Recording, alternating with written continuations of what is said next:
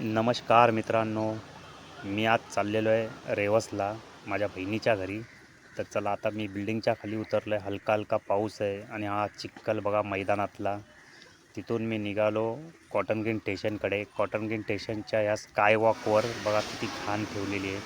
हा बिनकामाचा sky walk आहे, कोण साफ करत नाही. आणि हे कॉटन ग्रीन स्टेशन.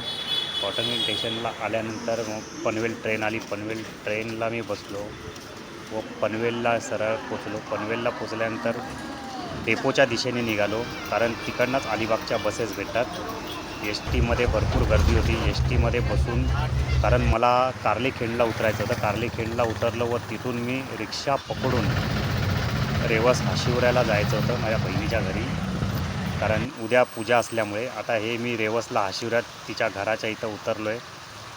परत भेटूया एका नवीन व्हिडिओमध्ये. धन्यवाद मित्रांनो.